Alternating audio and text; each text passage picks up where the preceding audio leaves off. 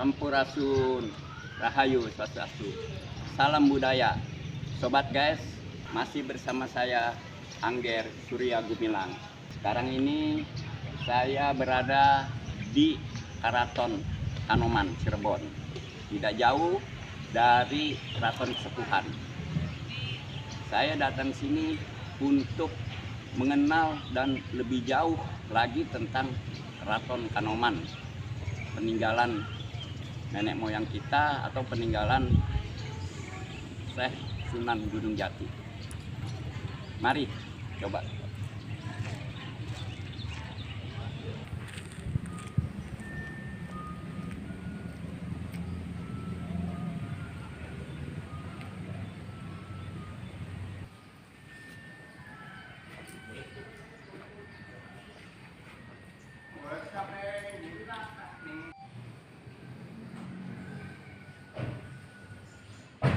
Assalamualaikum, Sampurasun. Selamat siang Ibu Ratu. Apa kabarnya? Alhamdulillah, kabar baik. Alhamdulillah ya. Ya. Alhamdulillah saya sudah bertemu dengan Ibu Ratu Raja Ratu Latifah.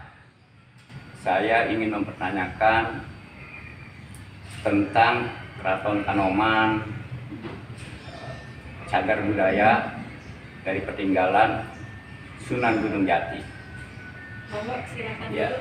dulu.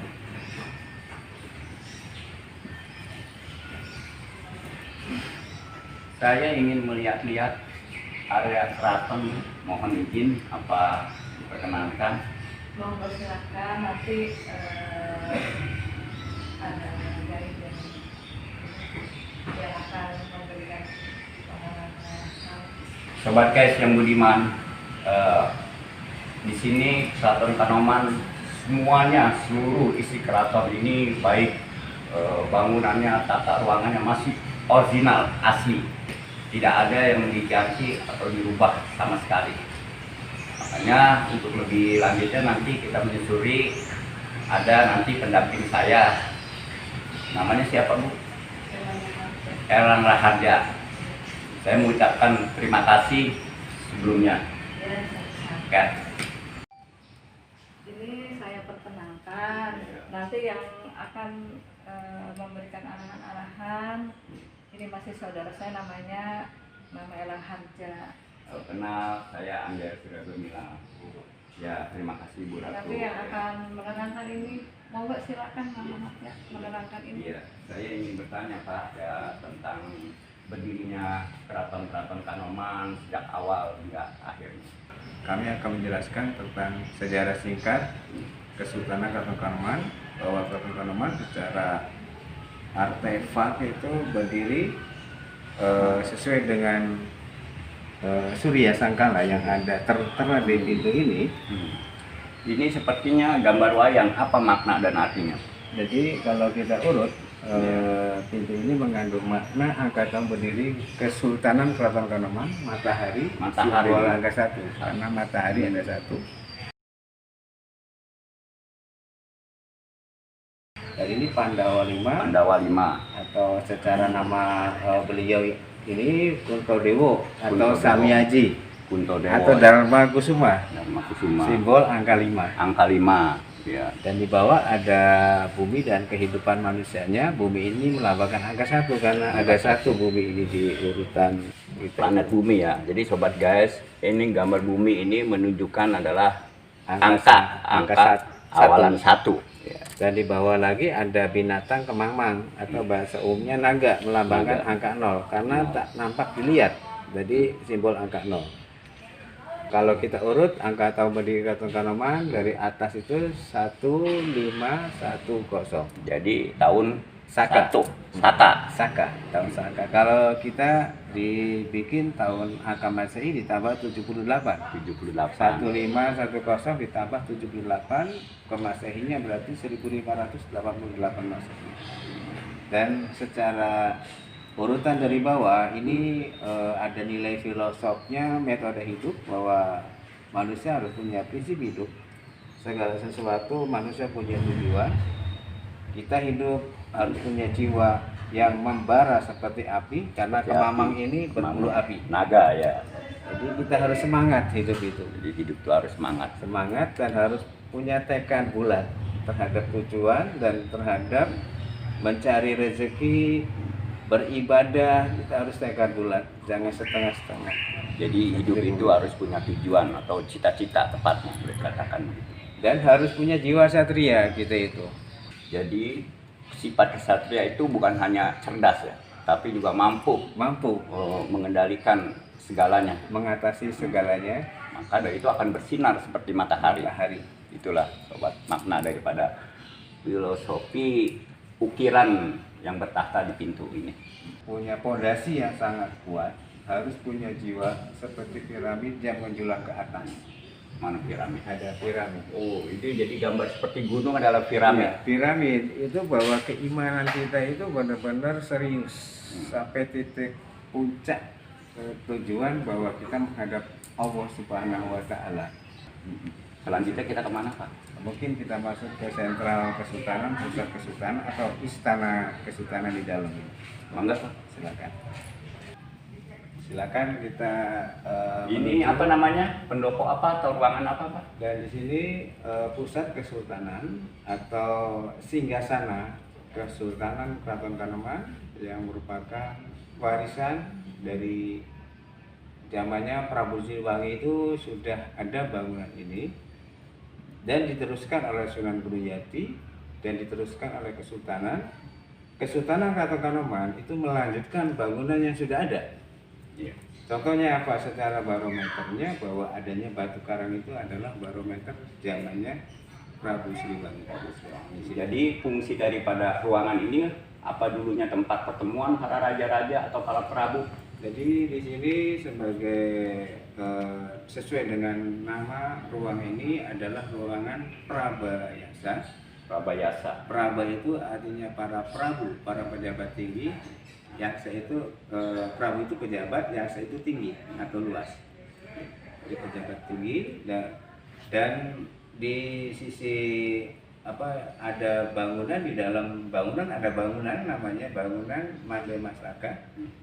Sebagai definisi dari kata Made Mastaka itu tempat, Mastaka itu kepala, dari tempatnya raja atau Singgasana atau ya? Singgasana di sana. Jadi ini selain sobat guys, selain ruang pertemuan, ini adalah tempatnya Singgasana Raja dahulu.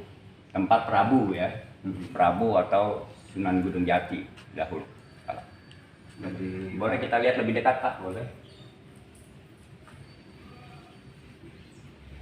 Jadi kita melanjutkan tentang sejarah singkat dan sejarah awal berdirinya Cirebon. Itu satu hamparan antara Kanoman dan Kesepuan, itu tidak ada pembatas dan tidak ada Kanoman, tidak ada Kesepuan.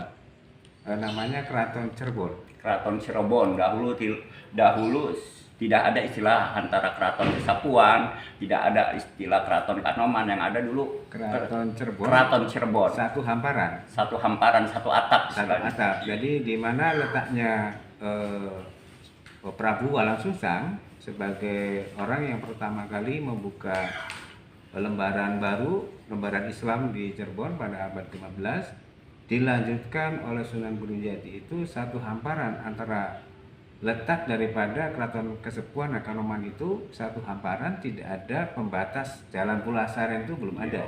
Setelah pada abad ke-16 di sini ada strategi penjajah untuk memisahkan dan sebagai untuk strategi menghancurkan misi Islam. Oh, atau memecah belah ya, Memecah madu belah, domba kan? istilahnya. Dibikin jalan Pulasaren untuk membelah supaya jangan bersatulah Islam itu. Akhirnya terbikinnya Keraton Kanoman dan Keraton Kesepuan itu. Bahwa di Keraton Kanoman ini ada 4 simbol agama yang ada, diantaranya agama Islam, agama Hindu dan Buddha dan Nasrani. Dan di sini juga ada 4 simbol agama di dalam ruangan ini.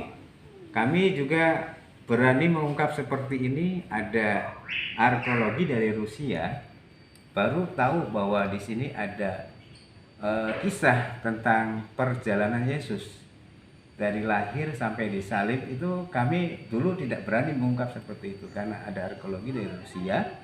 Di keramik-keramik ini tentang perjalanan Yesus dari lahir sampai disalib. Dan sampai di Gunung Jati pun ada keramik-keramik di sana, ada perjalanan Yesus. Bahwa Islam di Cirebon itu sangat toleransinya sangat tinggi. Artinya bahwa Islam memimpin Islam dan melindungi agama-agama yang sudah ada di Cirebon ini. Tuh, sobat guys, dengar bahwa sebelum tercipta kemerdekaan kita sudah menerapkan Bhinneka Tunggal Ika, yaitu Pancasila sudah ada di bumi kita, benar.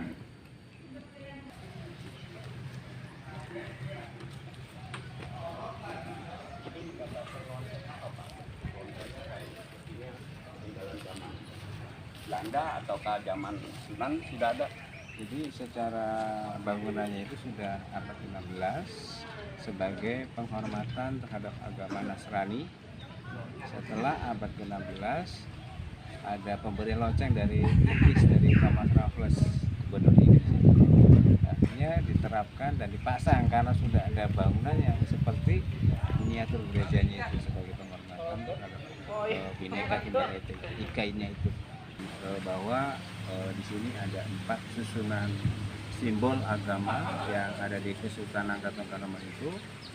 Sebelah ini sebagai simbol agama penghormatan terhadap agama Nasraninya, Islamnya di musola ini atau Langgar Agung Keraton Kanoman, dan di sebelah sana ada semacam penghormatan terhadap agama Hindu Budanya yang banyak piring-piring dari dinasti Ming itu.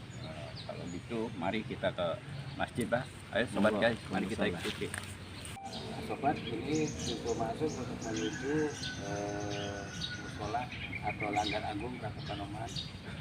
Salah satunya sebagai peribadatan ke keluarga Sultan beserta para pejabat Sultan waktu masih berdaulat. Sobat, ini pintu masuk musola atau langgar Sultan dari keluarganya. Mari boleh kita masuk, Pak? Monggo. Ya. Jadi disinilah sebagai Langgar Agung Keraton Kanoman yang merupakan di sini sebagai tempat gimana pada saat berdaulat Kesultanan Keraton Kanoman ini, musola ini sebagai tempat ibadah keluarga Sultan beserta para pejabat kesultanan. Jadi sobat guys, langgar ini atau surau atau istilahnya musola, tempat dipakai untuk sholat berjamaahnya keluarga Sultan, Beserta para khusus beserta para abdi-abdi dalamnya.